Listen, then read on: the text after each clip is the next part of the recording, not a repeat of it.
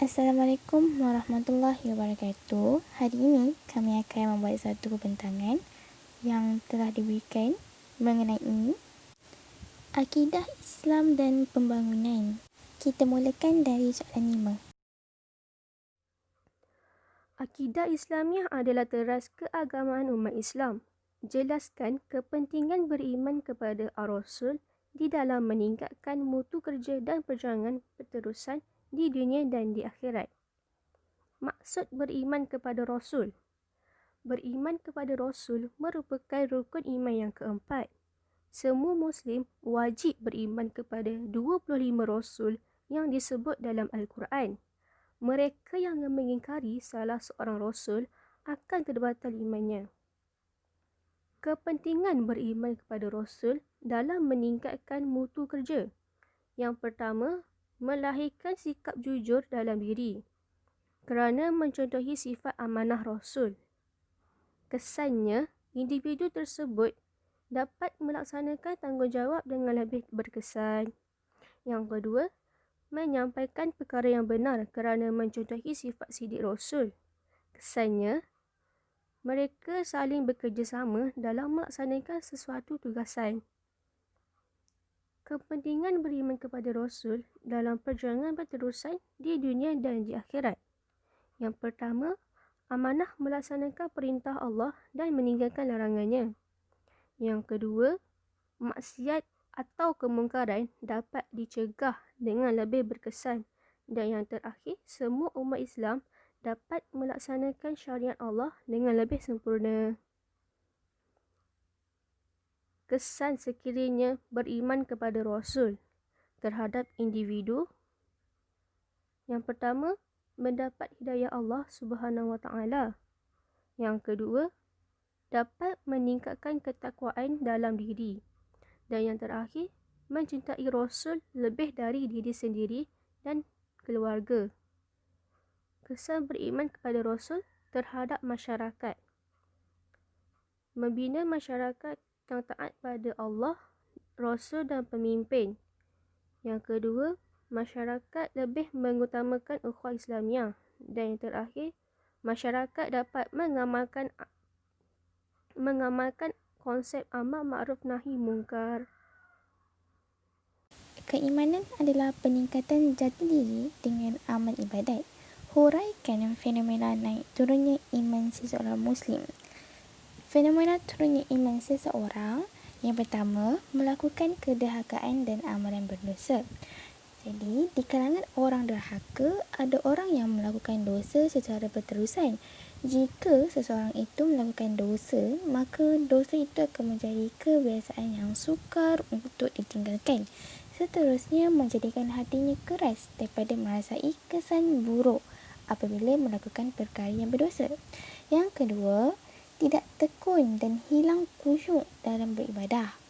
Antara tanda lemah iman ialah tidak khusyuk dan hilang tumpuan semasa solat, membaca Al-Quran.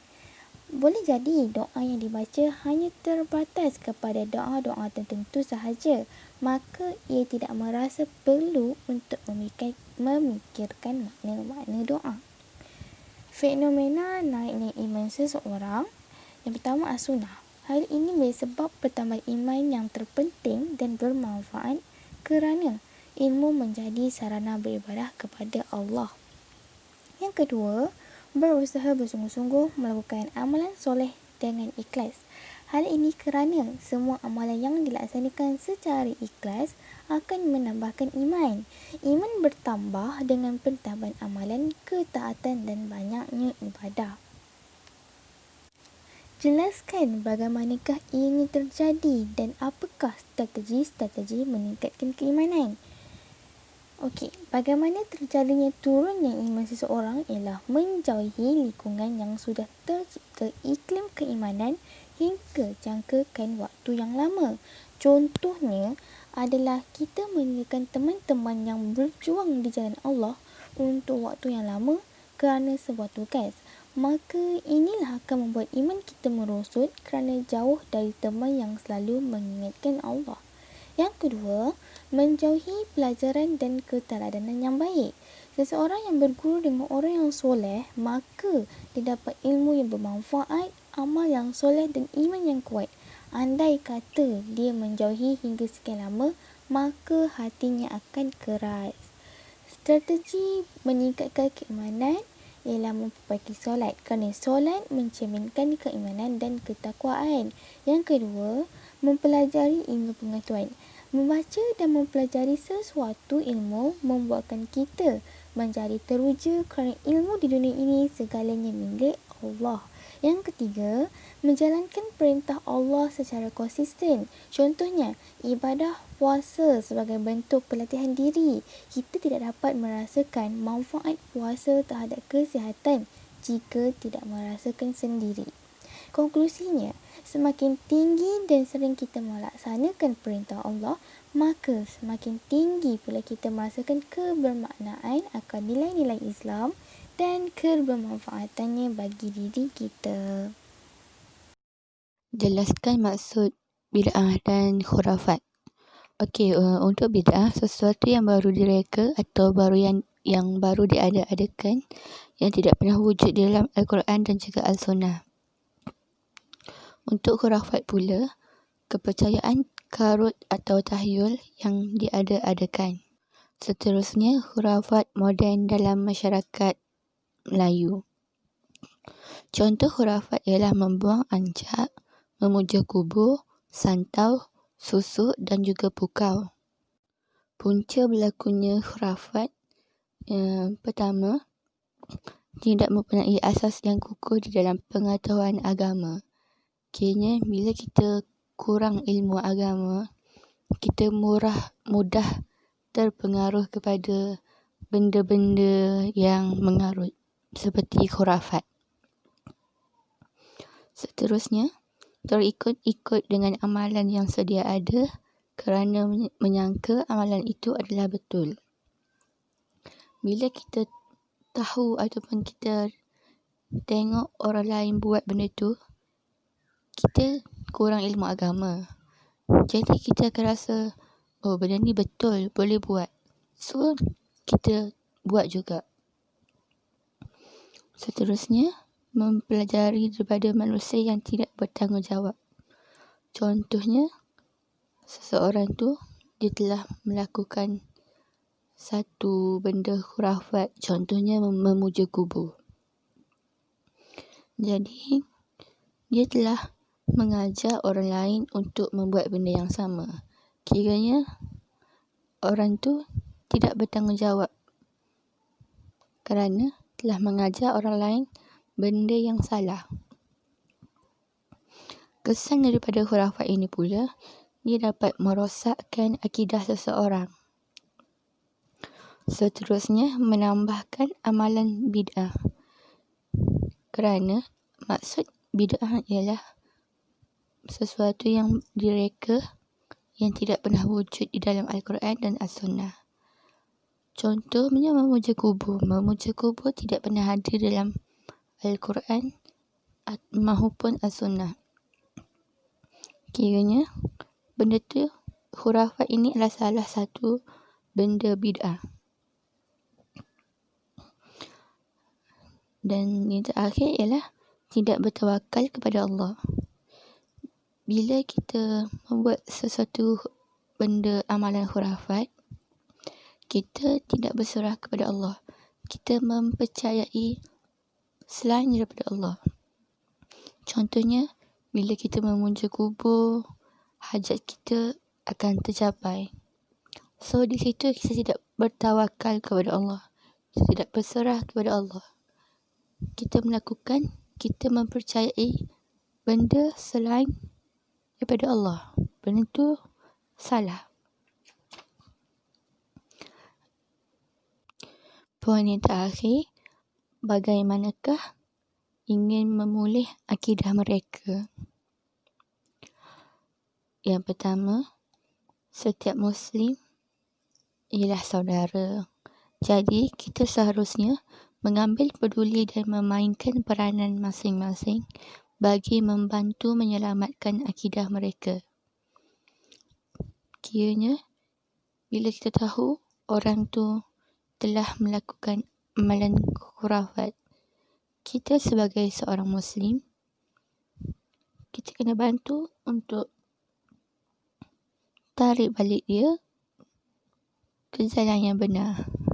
Kiranya contoh, tapi bila kita tidak mempunyai ilmu agama yang tinggi, kita boleh bagi tahu ustaz ke ustazah ke untuk menolong mereka.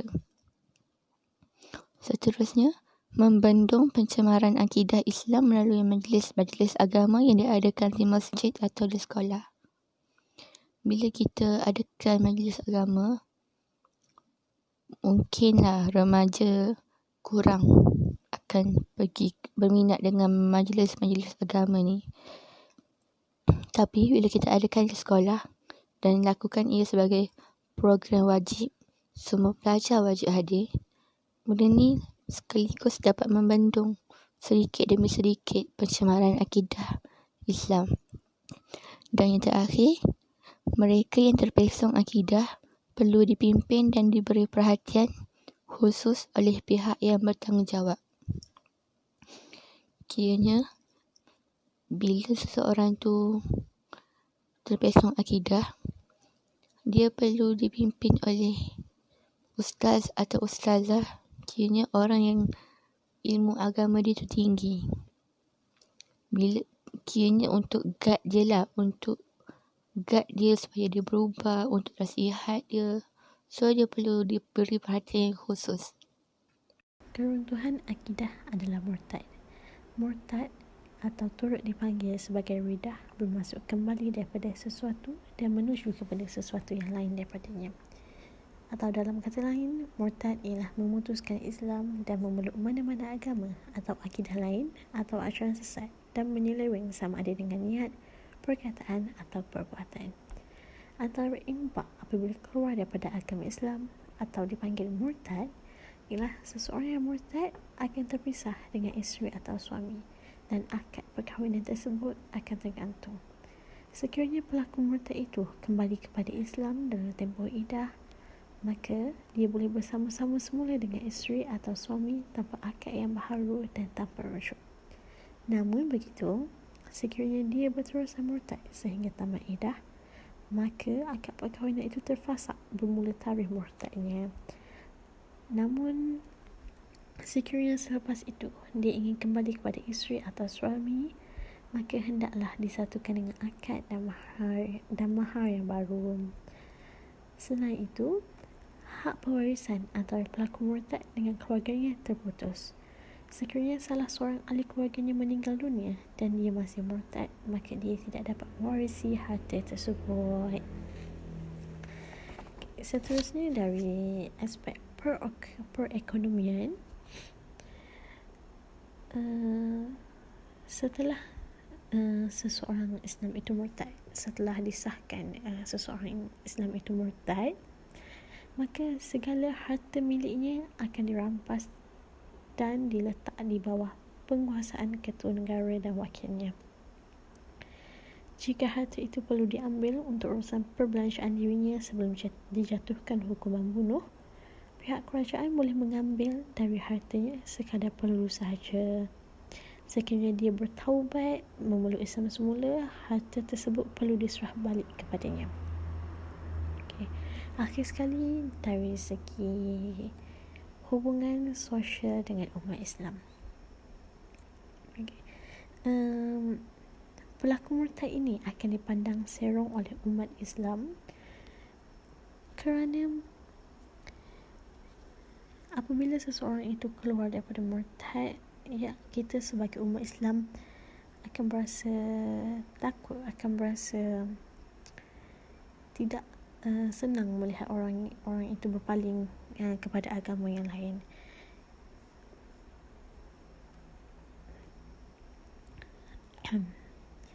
Dan umat Islam akan pandang rendah terhadap pelaku murtad itu. Kemungkinan besar umat Islam tidak mahu bercakap langsung dengan pelaku murtad itu kerana pelaku murtad apabila seseorang itu murtad, maka seseorang itu melakukan jenayah yang paling besar dalam agama Islam. Oleh kerana itu, hubungan sosial antara pelaku murtad dengan umat Islam ini akan